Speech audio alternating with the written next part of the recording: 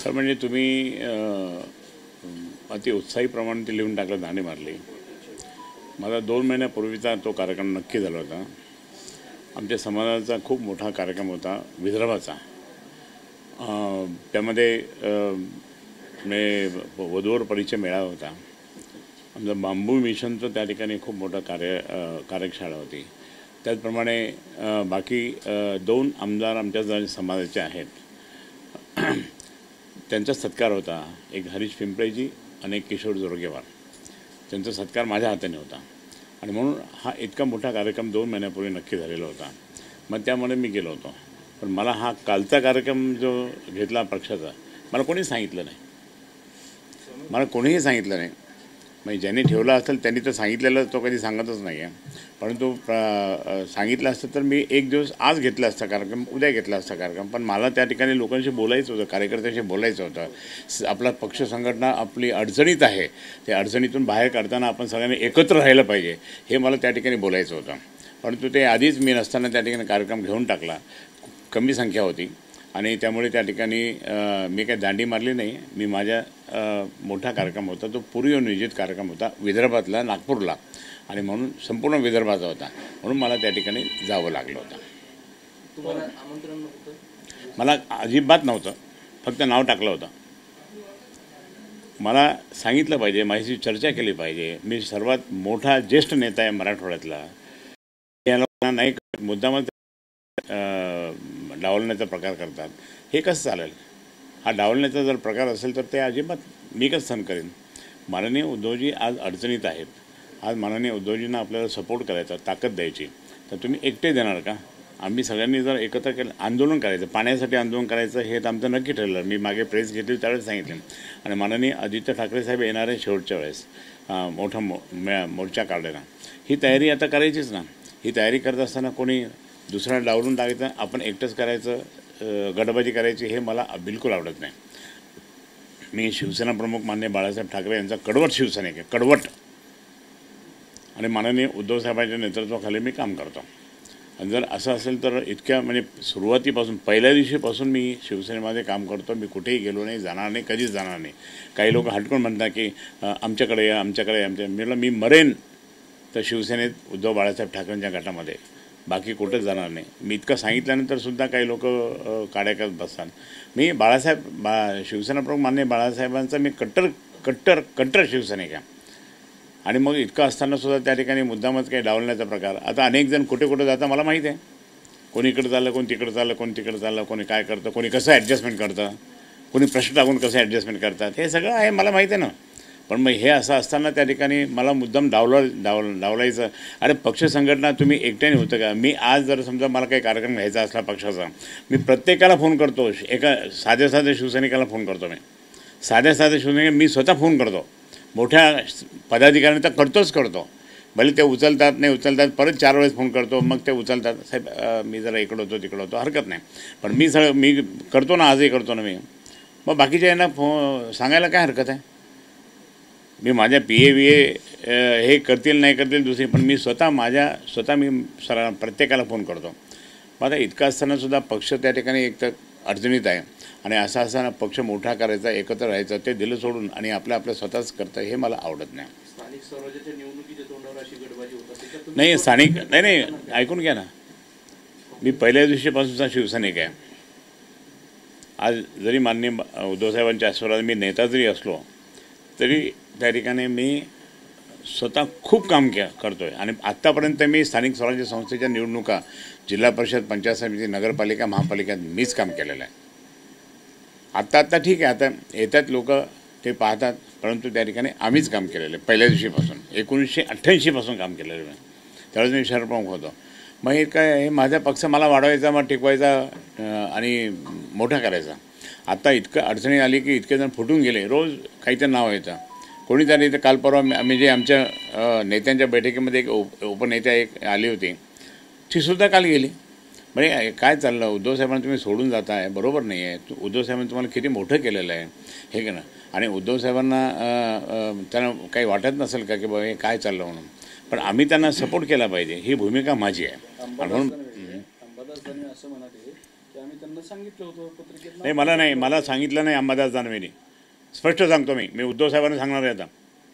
मला अंबादासने सांगितलेलंच नाही आहे. तो अंबादास दानवे स्वतःला असं समजतो की बस तो आहे तो सगळ्यात मोठा. किती 2-4 महिन्याचाच आहे आता तो. आता जाणार आहे पण उद्धव साहेबांना तक्रार करणार आहात तुम्ही? मी करणार तक्रार. मी सांगणार. मी परवा मीटिंग आमची त्यावेळेसही सांगणार मी. मग तुम्ही आम्हाला त्या ठिकाणी काय समजता? कचरं समजता तुम्ही? अरे शिवसेना मी वाढवली, जेलमध्ये गेलो, लाठ्या खाल्या, सगळीकडे गेलो, लॉकअपमध्ये गेलो, सगळं केलं. तुम्ही काय केलं आमच्यासाठी? ही शिवसेना मंत्रिपदापर्यंत त्या ठिकाणी आम्ही होतोच साहेबांच्या आशीर्वादाने. आणि नंतर हा आला, नंतर येऊन काय करतो आणि काड्या करण्याचं काम करणार. हे मला आवडत नाही, बिलकुल नाही आवडत. मला कोणी काढू पण शकत नाही, कारण मी कडवट शिवसैनिक, शिवसेना प्रमुख माननीय बाळासाहेब ठाकरेंचा आहे. कालच्या महिन्यात त्यांनी महिनाभर आंदोलन करण्याची घोषणा केली. नाही करणार ना. नाही, माझा सहभाग म्हणजे मी आहेच. माझ्या पक्षासाठी मी काही पण करेल. त्याच्या तो बोलतच नाही मला. तुम्ही त्याच्या काय, मी माझ्या पद्धतीने करेन ना. तुमचं आंदोलन वेगळं असणार? नाही, माझं आंदोलन माझ्या पक्षाचं असेल. आणि त्यांचं असेल ना. काय तो असेल नसेल काही करेल मला माहीत नाही, पण मी काय बोलत नाही त्याबद्दल. तुमच्या आंदोलनाची नाही, आजच्या घोषणाची म्हणजे पाण्यासाठी आंदोलन. अहो तुम्हाला माहिती आहे की मी स्वतः त्या ठिकाणी ह्या संभाजीनगर शहराला 3-4 वर्षापूर्वीच पाणी मिळालं असतं 24 घंटे. ती योजना मी आणली केंद्र सरकारकडनं, काँग्रेस गव्हर्नमेंटकडनं मी आणली. त्याचे पैसेसुद्धा 400-450 कोटी रुपये त्यावेळेसचे ते त्याच्याच बँकेत होते. आणि त्या बँकेतले पैसे आता याने काढायला लागले. म्हणजे मी पैसेही आणले होते. मी त्या ठिकाणी योजना आणली होती. जवळपास 10 किलोमीटर 500 कोटीची योजना ती यांची टाटाची त्या एजन्सीनी लावली पण होती. ते आता पाईप काढायला सुरुवात झाली. दुर्दैव की काही लोकांनी त्यामुळे मुद्दाम त्या ठिकाणी ही योजना होऊ दिली नाही. त्यात भाजपचे काही लोक होते, त्यात हे MIM तर सगळेच होते. आणि काही लोक असे होते की ते म्हणजे कशाला पाहिजे. त्यावेळेसचे जे पालकमंत्री त्यांनी पण आरडाओरडा केला की नाही आपण रद्द करून टाकू. अरे उद्धव साहेबांच्या हाताने शुभारंभ झालेला ती योजनेचा, पाणी पुरवठ्याचा, आणि तुम्ही काढून टाका म्हणता. त्यामुळे मी पण चुकीचं. त्यावेळेस त्यांनाही असं वाटलं की ह्या शहरात नुकसान व्हावं. त्या पालकमंत्र्याला पण, त्या तत्कालीन पालकमंत्र्याला वाटलं, आणि सगळ्यांनी त्या ठिकाणी आपल्या शहराचं नुकसान केलं. मी इतके कष्टाने आणलेली पाण्याची योजना आज 4 वर्षापूर्वीच आपल्या सगळ्यांना पाणी मिळालं असतं, पण ते नाही. मी फक्त 792 कोटीची योजना होती. ती 792 कोटीची योजना PPPची होती, आणि आता किती 2800 कोटी. बरं, तुमचं आंदोलन कसं असणार आहे, कधी असणार? हे आंदोलन आमचं सर्वसामान्य आंदोलन. आम्ही सगळ्या नागरिकांना घेऊन, शिवसैनिकांना घेऊन, कार्यकर्त्यांना घेऊन काम करणार. नाही, ते केव्हाही करू आम्ही. आता आम्ही ठरवून घेऊ ना. जर त्यांनी जर कार्यक्रम दिला असेल, मला न सांगता दिला असेल, तरी पण मी त्या कार्यक्रमात मॉडिफाय करून त्या ठिकाणी आम्ही तो कार्यक्रम करू. पण चर्चा पक्ष चालवायचा असेल, इथे उद्धव साहेबांनी 2 नेते केले. आता त्यावेळेस आमचे काही कार्यकर्ते म्हणजे साहेब दोन्ही नेते एकत्र पाहिजे. तर मी म्हटलं दोन्ही आम्ही एकत्र होतो. उद्धव साहेबांनी मला पण सांगितलं की जर खैरे साहेबांनी काही तक्रार असेल मला सांगा तुम्ही, असं उद्धव साहेब म्हटले. आणि त्यांची तक्रार असेल अंबादास दानवेची, त्याच्या आईला सांगा. मग इतकं असतानासुद्धा आम्ही दोघं एकत्र आम्ही बसणार, हे सगळं नक्की झालं त्यांच्यासमोर. परत ते 2 दिवस बसल्यानंतर ते परत त्यांच्यापर्यंत. अहो ह्या माणसांनी त्या ठिकाणी अशा पद्धतीने वागले तर आज किती लोक गेले शिवसेनेतून, किती गेले फुटले, मला सांगा ना तुम्ही. कोणामुळे गेले आणि काय ऊस जाळला नाही, किती काय आलं मला सांगा ना तुम्ही. काय किती जागा आलेल्या आहे, कुठे नगरपालिकेत, महापालिकेत, कुठे आहे. म्हणून त्या ठिकाणी आंदोलन हे करायचं तर आम्ही एकत्र म्हणून केलं तर उलटं चांगलं आहे. पण तो जर करणार नसेल तर नको. जे काही पक्षाने जर काही आदेश दिलेला आहे त्याप्रमाणे काम करणार आहे. दुसरा एक मुद्दा यामध्ये असा आहे की संदीपान भुमरे यांनी तुमच्यावरती टीका केली. नाही, तो मला माहिती आहे. काहीतरी मी हेडिंग वाचली फक्त. हेडिंग नाही, दुसरा प्रश्न विचारतोय. त्यांचं असं म्हणणं आहे की पाणी पुरवठा योजना आता कंप्लीट व्हायला लागली आहे, योजना समोर दिसतीये, त्याचं श्रेय घेण्यासाठी तुम्ही हे आंदोलन करा. नाही, त्याचं श्रेय होण्यासाठी नाही आहे. ती 2800 कोटीची पाणी पुरवठा आहे. ती माझी जी होती ती 792 कोटीची योजना होती, फक्त 792 कोटी. मी आपल्या संभाजीनगरच्या जनतेला सांगतो, तुमचा पैसा आहे, पण हा पैसा होता केंद्र सरकारकडनं आणलेला. मी महापालिकेचा 1 पैसा नाही. PPPची योजना केंद्र सरकारने तेव्हा डिक्लेअर केली होती, काँग्रेस गव्हर्नमेंटने, पब्लिक प्रायव्हेट पार्टनरशिपची, आणि ती 792 कोटीच होणार होती. आज यांनी बंद पाडली, हे केले ना, 2800 कोटीपर्यंत गेले ना. म्हणजे हा पैसा कोणाचा आहे? जनतेचाच आहे ना. जनतेचं नुकसान. पाणी मिळालं नाही अजून.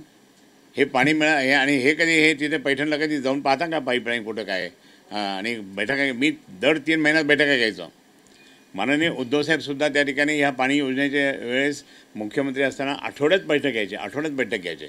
मग इतकं असताना त्या ठिकाणी उगाच उद्धवसाहेबांना किंवा आमच्या सगळ्यांना बोलायचं पाणीचं श्रेय घेतात वगैरे काही नाही. त्याला काय ते दारू विक म्हणा फक्त, बाकी काय बोललो. त्यांचा दुसरा आरोप असा आहे तुमच्यावर की गंभीर आरोप आहे की ह्या शहराची वाटच चंद्रकांत खैरे नाही, ह्या शहराची वाट मी लावली नाही. या शहर शांत ठेवण्याचं काम चंद्रकांत खैरेने केलं. या शहराचा डेव्हलपमेंट मी केलं. आज DMIC कोणामुळे आणली? आज मला सांगा, त्या ठिकाणी अनेक योजना आणल्या. त्या कोणामुळे आल्या? माझ्यामुळे आल्या. आणि मग म्हणून मी प्रयत्न केला. मी फुकट मला 20 वर्ष वगैरे लोकांनी काही ते निवडून दिलं. मी रिकामा बसलो नाही आहे. माझ्याकडे आजही सगळं रेकॉर्ड आहे. मी काय काय केलं. लोकांना माहीत आहे ना. लोकांना त्या मंत्र्यांना माहीत आहे. ते मंत्री अजून काही आहे याच्यामध्ये केंद्रामध्ये किंवा काही आहे. आज वाट लावली नाही आहे. आज माझ्यामुळे त्या ठिकाणी शहर मोठं झालं. इतकंसं शहर होतं. मी पहिला हिंदू आमदार झालो 1990ला. इतकंसं शहर होतं. आज इतकं मोठं झालं.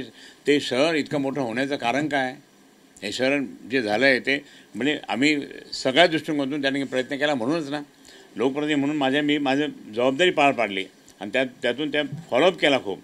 आज कोणीच फॉलोअप करत नाही, काही करत नाही. ते असं म्हणतात की एवढा जर तुम्ही विकास केला असता तर लोकांनी तुम्हाला निवडून नाही. आता पैसे कोणी वाटले म्हणा? 120 कोटी रुपये कसे वाटले? दारूच्या बाटल्या कशा वाटल्या? घराघरात पैशाच्या नोटा कशा दिल्या? पोट्ट्यानी त्यांनी दोघांनी मिळून. मग काय कसे दिले?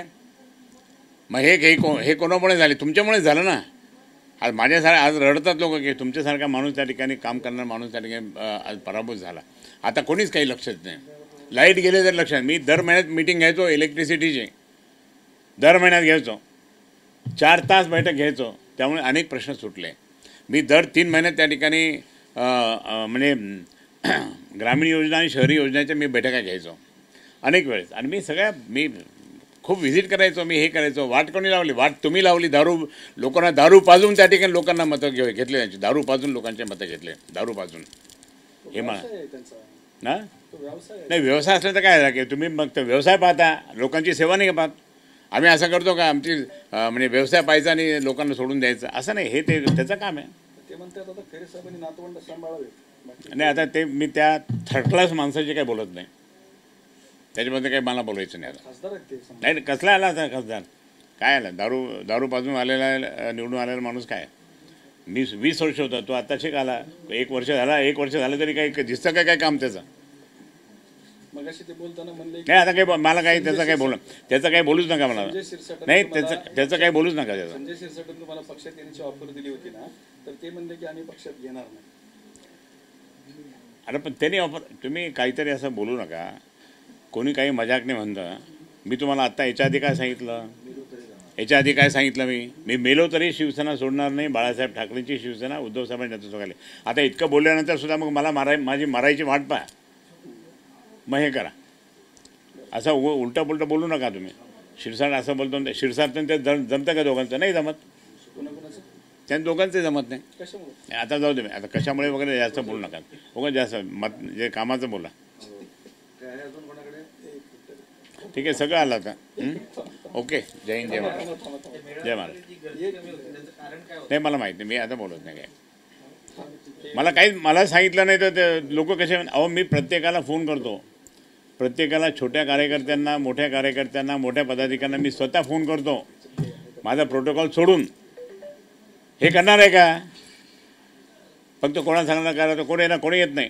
काय नारायण बरोबर ना? मी स्वतः फोन करतो त्यावेळेस लोक येतात.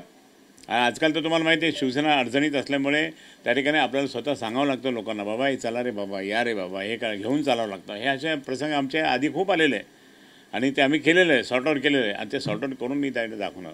परत शिवसेना मी त्या ठिकाणी माननीय उद्धवसाहेबांच्या नेतृत्वाखाली तशीच मी अखंडपणे मोठी करणार मी. नाही, तो करतच नाही मला फोन. आता त्याचं नाव पण घेऊ नका माझ्यासमोर. दुसरा प्रश्न, पाणी पुरवठ्याची योजना आहे ती श्रेयवादामुळे तिला विलंब होतोय. नाही, श्रेयवाद ज्यावेळेस आम्हाला श्रेयवाद मिळणार होता उद्धवसाहेबांना, शिवसेनेला, चंद्रकांत खैरेला, आणि म्हणून ते त्यावेळेस श्रेयवाद होऊ नये म्हणून ती पाण्याची योजना ह्या लोकांनी बंद पाडली. MIM, काही भाजपच्या लोकांनी आणि बाकीच्या काही इतरांनी बंद पाडली मुद्दा. आणि त्यावेळेच्या तत्कालीन पालकमंत्रीसुद्धा त्यांनी पण बंद पाडले. आणि म्हणून काय झालं, ते बंद पाडल्यामुळे त्या ठिकाणी आपल्या शहरातील नागरिकांना 3 वर्ष 4 वर्षापासून पाणी मिळत नाही. तर मिळालं असतं. आणि ते 792 कोटीमध्ये हे तर 2800 कोटी रुपये गेले. आनंद दिघे साहेबांनी काम केलं होतं माहिती आहे ना. आनंद दिघे साहेबांनी काय केलं होतं की स्टँडिंग कमिटीमध्ये त्यांचा एक प्रस्ताव आला होता कोणाचा तरी, आणि तो त्यांनी रद्द केला त्या स्टँडिंग कमिटीच्या मेंबरने, आणि त्याच्यापेक्षाही जास्त पैसे देऊन त्या ठिकाणी तो प्रस्ताव मंजूर झाला. मग त्यांनी कोर्टात प्रकरण केलं आणि त्यावेळेस ज्यांनी जास्त केलं त्यांच्याशी बसून करण्याचा ठराव झाला की कोणामुळे ही योजना परत बंद पाडून परत आणली आणि परत कोणाचे, हे दिघे साहेबांनी केलं. आम्ही मंत्री होतो त्यावेळेस, आणि त्यावेळेस मग बाकी आमचेही नगरसेवक होते, त्यांना पण त्या ठिकाणी ते पण कायदेशीर कारवाई झाली त्यांच्यावर. मग हे असं मला एखाद्या वेळेस मला करावं लागेल की मी 792 कोटी योजना आणली होती आणि आता ही 2800पर्यंत गेली, कोणामुळे गेली? हा जनतेचा पैसा कोणामुळे त्या ठिकाणी कोणावर नुकसान झालं हे करणार मी. दिघे साहेबांसारखं मी पण करणार आहे.